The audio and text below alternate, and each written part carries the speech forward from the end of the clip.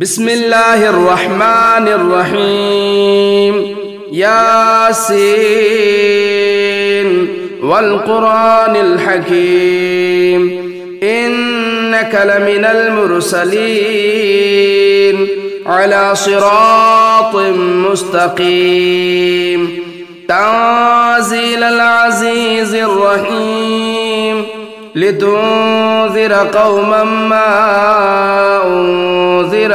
آباؤهم فهم غافلون لقد حق القول على أكثرهم فهم لا يؤمنون إنا جعلنا في أعناقهم أغلالا فهي إلى الأذقان فهم مقمحون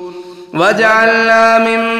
بين أيديهم سدا ومن خلفهم سدا فأغشيناهم فهم لا يبصرون وسواء عليهم أنذرتهم أم لم تنذرهم لا يؤمنون إنما تنذر من اتبع الذكر وخشي الرحمن بالغيب فبشره بمغفرة وأجر كريم إنا نحن نحيي الموتى ونكتب ما قدموا وآثارهم وكل شيء أحصيناه في إمام مبين واضرب لهم مثلا أصحاب القرية إذ جاءها المرسلون إذ أرسلنا إليهم اثنين فكذبوهما فعززنا بثالث فقالوا إنا إليكم مرسلون قالوا ما أنتم إلا بشر مثلنا وما أنزل الرحمن من شيء إن أنتم إلا تكذبون قالوا ربنا يعلم إنا إليكم لمرسلون وما علينا إلا البلاغ المبين قالوا إنا تطيرنا بكم لئن لم تنتهوا لنرجمنكم وليمسنكم منا عذاب أليم قالوا طائركم معكم أئن ذكرتم بل أنتم قوم مسرفون وجاء من أقصى المدينة رجل يسعى قال يا قوم اتبعوا المرسلين اتبعوا من لا يسألكم أجرا وهم مهتدون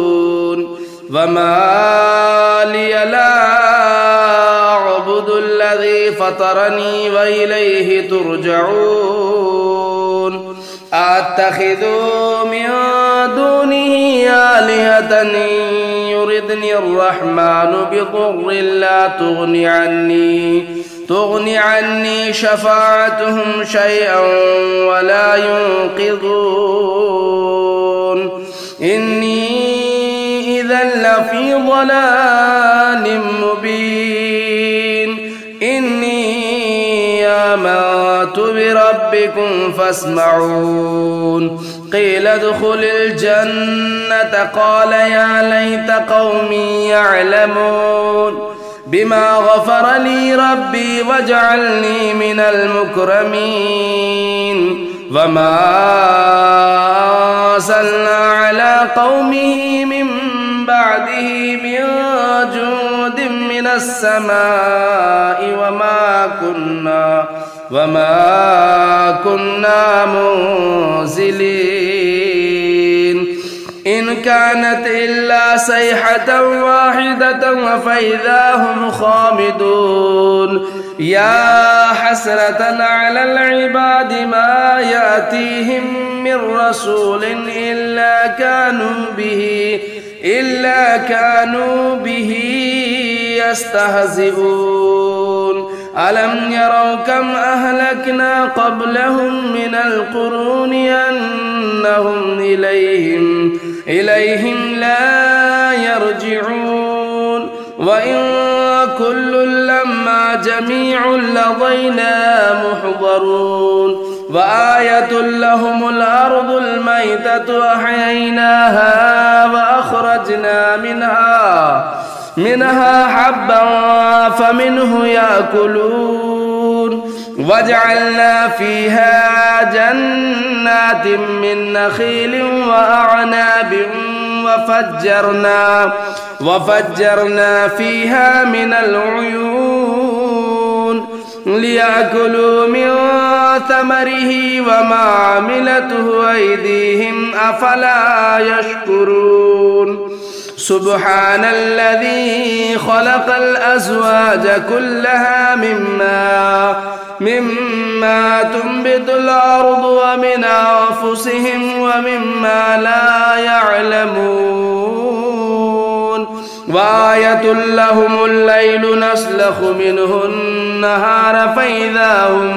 فإذا هم مظلمون والشمس تجري لمستقر لها ذلك تقدير العزيز العليم والقمر قدرناه منازل حتى عاد كالعرجون القديم لا الشمس ينبغي لها أن تدرك القمر ولا الليل سابق النهار وكل في فلك يسبحون وآية لهم أنا حملنا ذريتهم في الفلك المشحون وخلقنا لهم من مثله ما يركبون وإن نشأ نغرقهم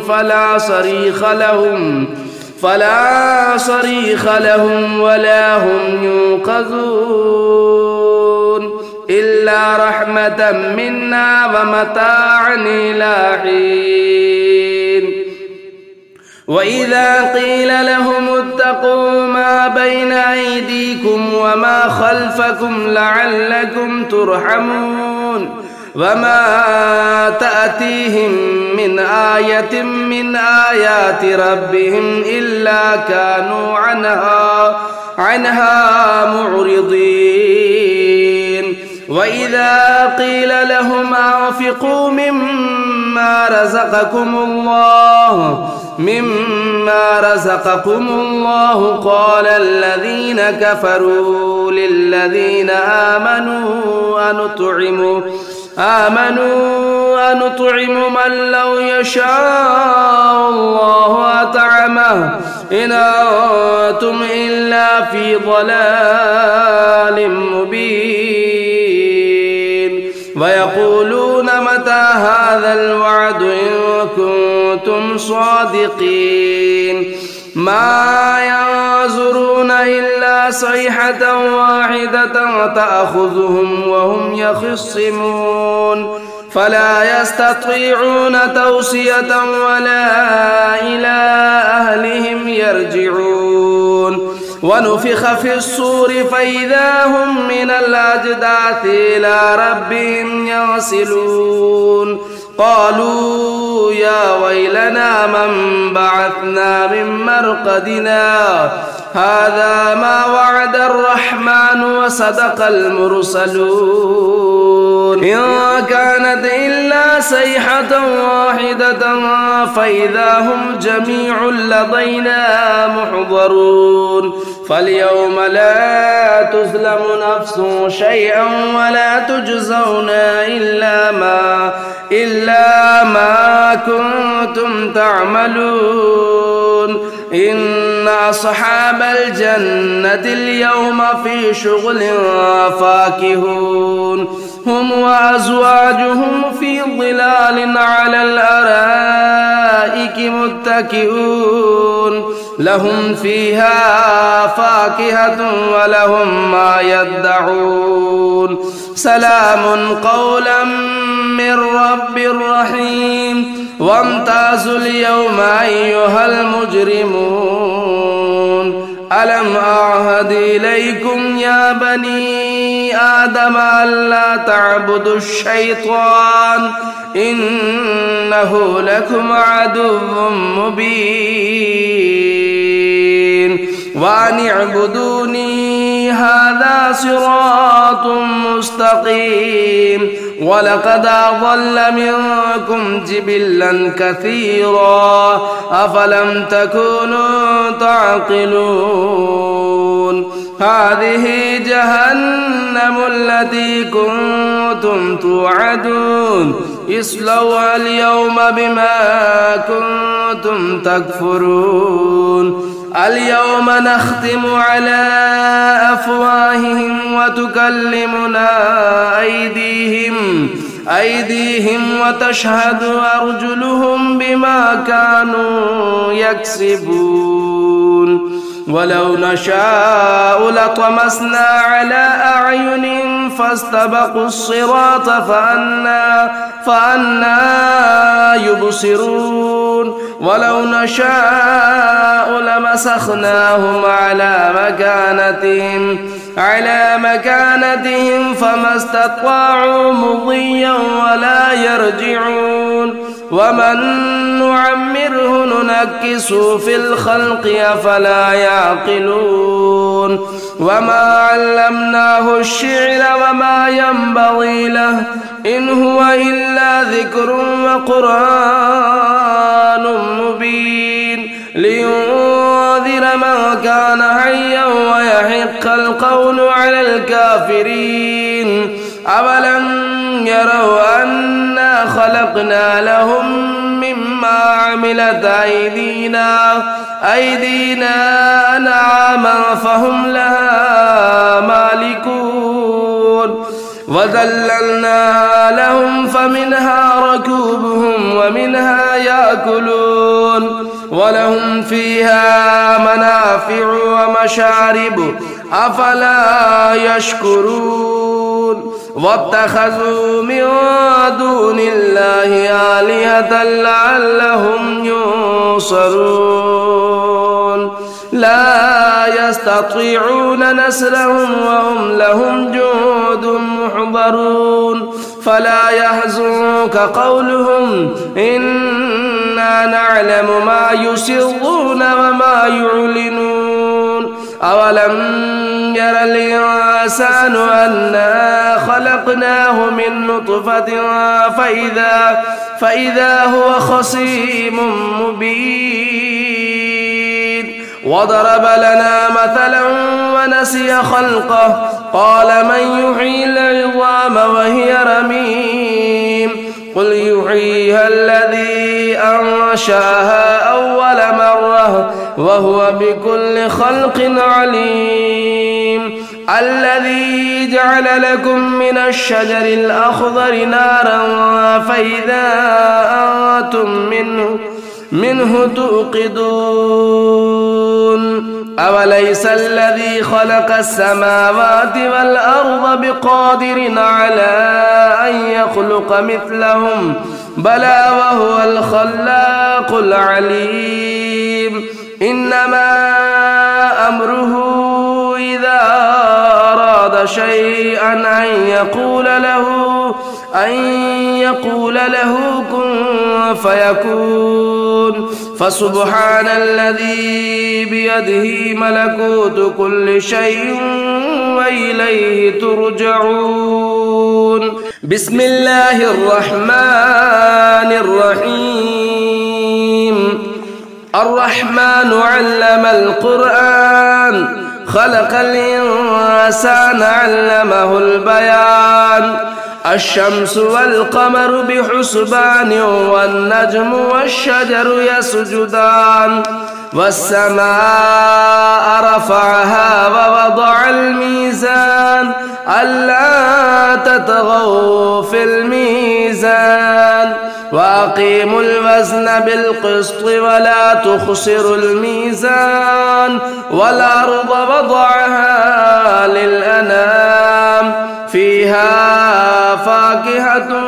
والنخل ذات الأكمام والحب ذو العصف والريحان فبأي آلاء ربكما تكذبان خلق الإنسان من صلصال كالفخار وخلق الجان من مارج من نار فبأي آلاء ربكما تكذبان رب المشرقين ورب المغربين فبأي آلاء ربكما تكذبان مرج البحرين يلتقيان بينهما برزخ لا يبغيان فبأي آلاء ربكما تكذبان يخرج منهما اللؤلؤ والمرجان فبأي آلاء ربكما تكذبان وله الجوار المنشآت في البحر كالأعلام فبأي آلاء ربكما تكذبان كل من عليها فان ويبقى وجه ربك ذو الجلال والإكرام فبأي آلاء ربكما تكذبان يسأله من في السماوات والأرض كل يوم هو في شان فبأي آلاء ربكما تكذبان يسأله من في السماوات والأرض كل يوم هو في شأن فبأي آلاء ربكما تكذبان سنفرغ لكم أيها الثقلان فبأي آلاء ربكما تكذبان يا معشر الجن والإنس إن استطعتم أن تنفذوا من أقطار السماوات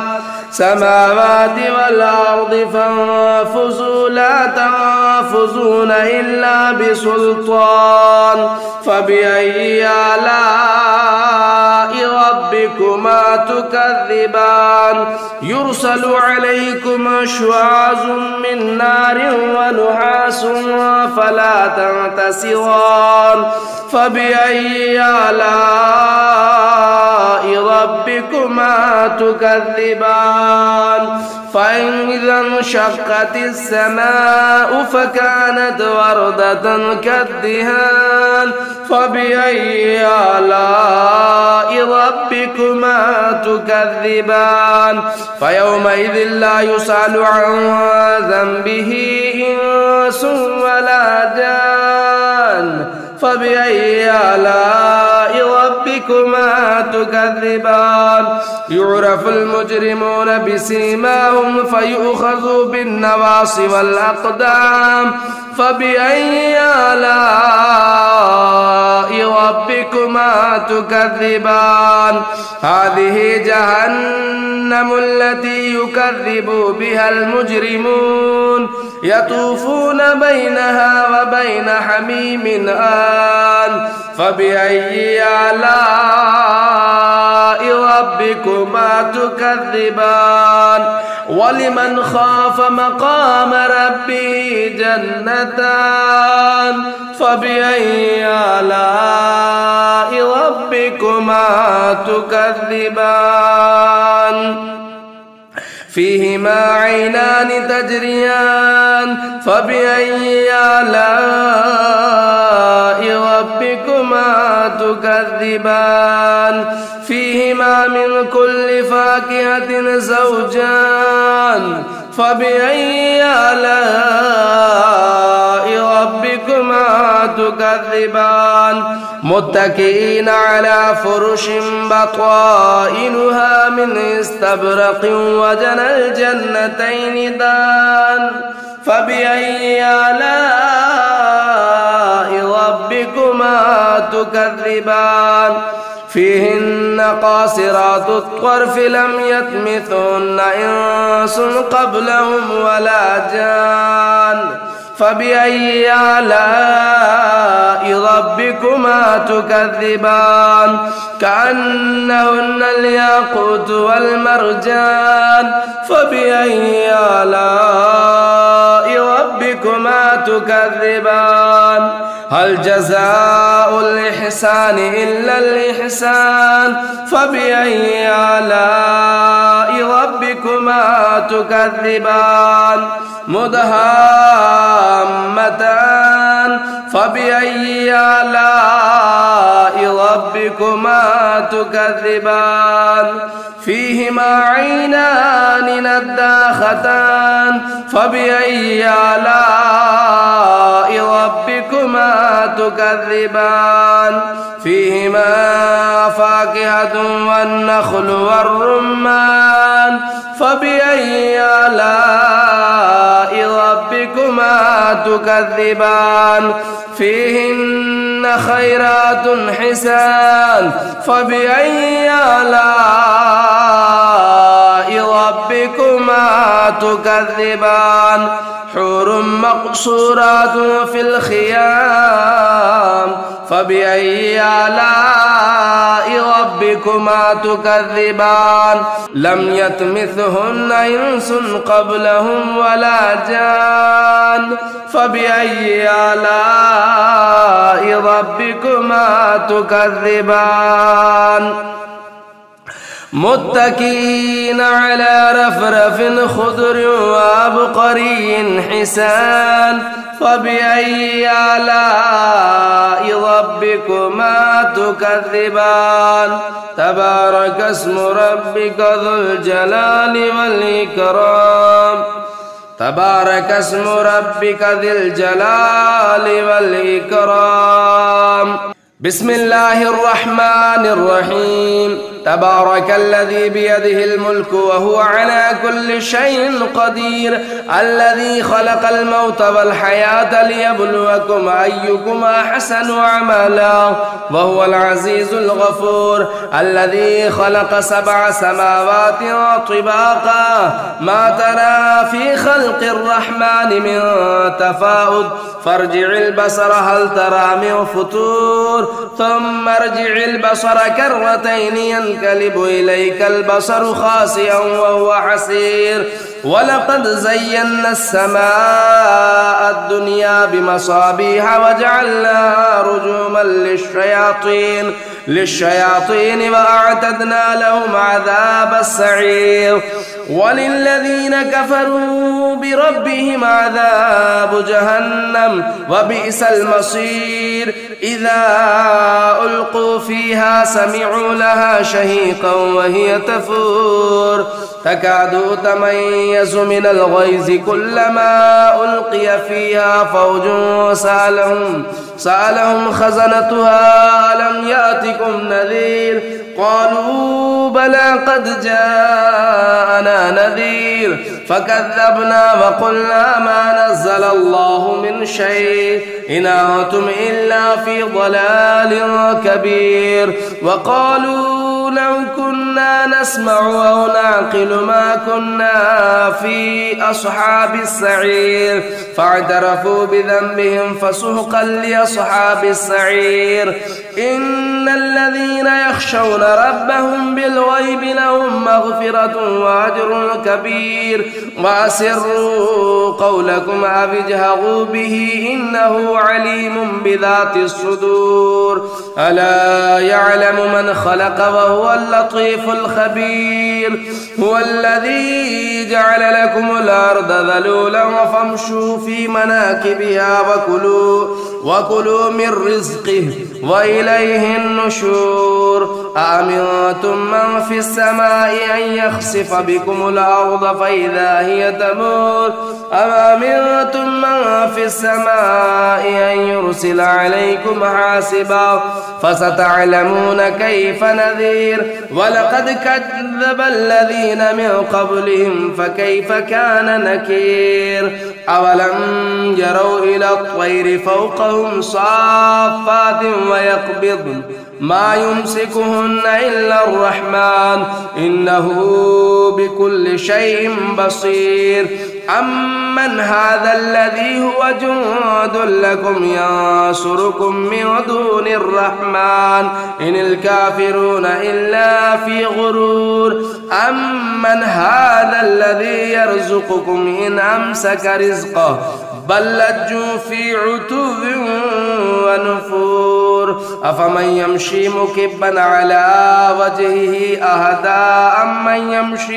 أمن يمشي سويا على صراط مستقيم قل هو الذي أنشأكم وجعل لكم السمع والأبصار والأفئدة قليلا ما تشكرون قل هو الذي ذراكم في الأرض وإليه تحشرون ويقولون متى هذا الوعد إن كنتم صادقين قل إنما العلم عند الله وإنما أنا نذير مبين فلما رأوه زلفة سيئت وجوه الذين كفروا وقيل هذا الذي كنتم به تدعون قل أرأيتم إن أهلكني الله ومن معي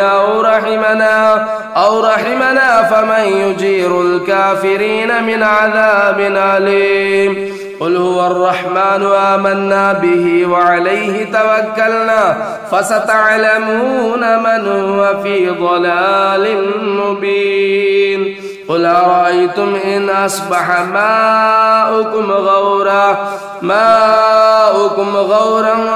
فمن يأتيكم بماء معين